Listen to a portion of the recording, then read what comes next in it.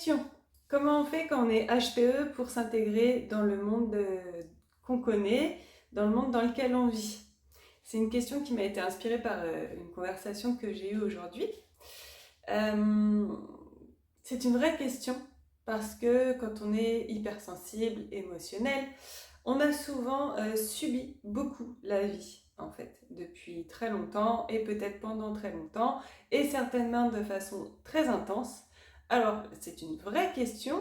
Comment on fait quand on est hypersensible pour vivre dans le monde dans lequel on vit sans être impacté négativement? Parce que même si aujourd'hui on s'en est sorti, vraiment de la partie la plus sombre de notre vie, il peut y avoir des moments où on se sent phagocyté en termes d'énergie, où on se sent impacté par l'extérieur, on sent voilà, une perte de repères, de pouvoir, d'énergie par des interactions qui sont souvent subies en fait. De façon très juste, les personnes hypersensibles, un de leurs moyens de défense en fait, c'est de s'adapter au monde extérieur parce que le monde extérieur ne peut pas les comprendre, ne peut pas les reconnaître. Du coup, elles sont obligées de développer une forme d'intelligence émotionnelle, et ça va encore plus pousser leur intelligence émotionnelle, d'aller comprendre comment l'autre fonctionne pour pouvoir s'adapter à lui, s'adapter dans sa communication, dans sa façon d'être, pour pouvoir en fait tout simplement être accepté, être aimé. Un autre point commun que nous avons, c'est que les hypersensibles, on est un petit peu tout seul dans notre coin. Moi, je nous vois un petit peu comme des points de lumière, chacun dans notre coin. Et donc, on est seul et il n'y a pas grand monde autour qui peut nous reconnaître, nous comprendre. Et donc, souvent, bien souvent, on a vraiment subi cette hypersensibilité.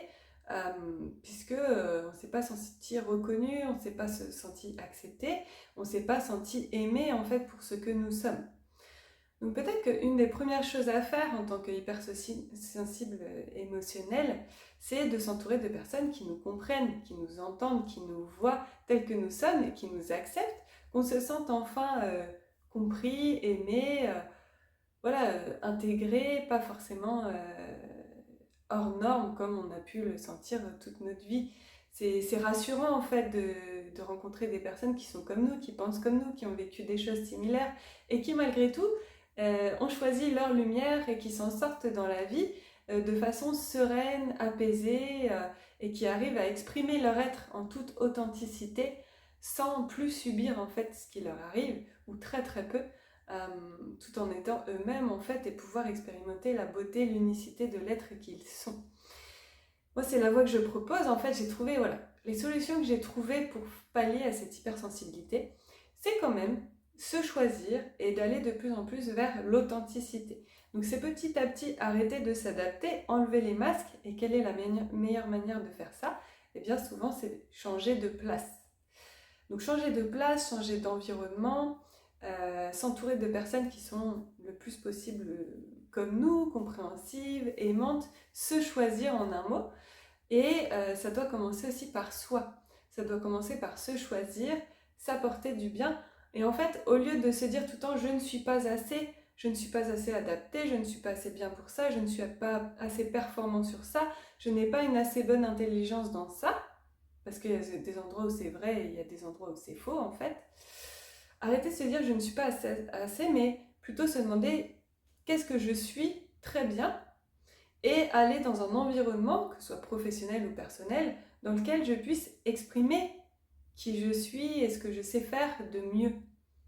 Il ne s'agit pas d'être bon partout et on ne le pourra jamais, mais c'est plutôt aller chercher un endroit où on peut vraiment exploiter tout notre potentiel et aller plus loin vers ce potentiel en fait et pouvoir l'exprimer au monde.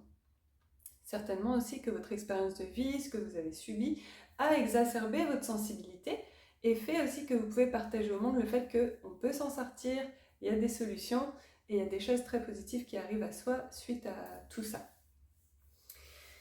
Donc voilà, ce que je voulais vous dire, c'est qu'il faut commencer par soi, vraiment comprendre ses besoins. Ça agit aussi au niveau de la santé, ça agit aussi au niveau du bien-être en règle générale, au niveau de l'augmentation de notre vibration, si jamais c'est des choses qui vous parlent.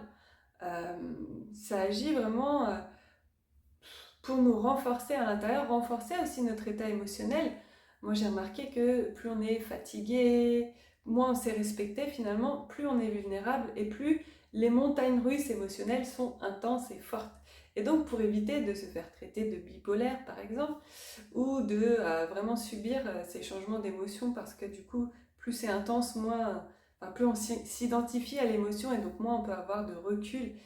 Et donc plus on est dans la réaction qui n'est pas forcément l'expression de la meilleure partie de nous-mêmes. L'idée c'est plutôt de, voilà, s'apporter beaucoup de bien, s'apporter beaucoup d'espace pour soi, pour se faire du bien, pour se nourrir positivement, s'apporter beaucoup d'amour. Et puis plus on va faire ça, plus on va se renforcer de l'intérieur, meilleure va être notre santé, meilleure va être notre humeur au quotidien, et moins les variations émotionnelles vont être intenses. Et plus on va pouvoir donner le meilleur de nous-mêmes, la meilleure version de nous-mêmes, ce qu'on a envie d'être au monde, au quotidien. Donc on va avoir des relations plus apaisées, plus harmonieuses, etc. Donc comment on fait ça? Souvent, hein, on subit notre milieu professionnel, on peut subir aussi notre entourage, et notamment la famille, notre couple, nos relations amicales. Il faut voir tout ça comme des cadeaux vraiment et la possibilité de voir qu'est-ce qui nous convient, qu'est-ce qui ne nous convient pas. Peut-être le challenge pour vous, c'est aussi de commencer à exprimer qu'est-ce qui vous va, qu'est-ce qui ne vous va pas, pour vous-même et pour les autres, et puis petit à petit changer de place pour pouvoir se mettre dans un environnement en fait qui vous convient, qui vous épanouit, qui vous rend heureux en fait, tout simplement.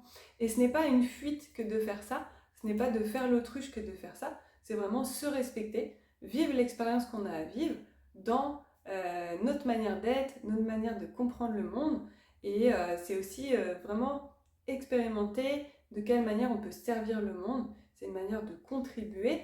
Souvent, on est des personnes qui sont plutôt créatives, donc moi je crois beaucoup au fait qu'on peut créer notre nouvelle vie, façonner notre nouvelle vie professionnelle, personnelle, à notre manière, et que comme ça, on contribue aussi au changement du monde qui est en train de s'opérer.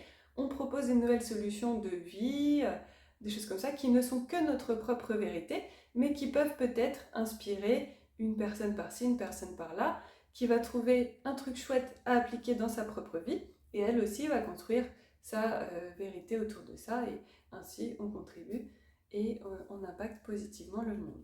Voilà ma vérité à moi, ce que j'ai choisi comme chemin en tant qu'hypersensible. J'accompagne les hypersensibles, mes clients, dans leur transition de vie globale.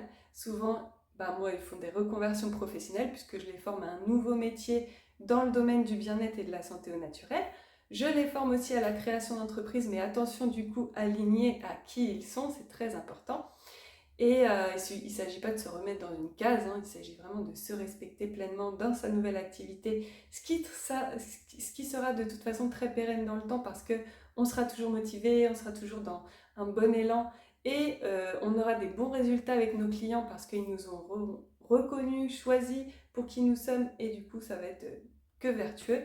Donc c'est des solutions que moi je propose pour les hypersensibles qui trouvent enfin leur place, qui puissent s'épanouir dans tous les domaines de leur vie. Et on partage tout ça à la fois dans les formations et dans l'accompagnement que je propose en même temps que ces formations et qui vous permet de grandir et d'évoluer dans toute la belle personne que vous êtes.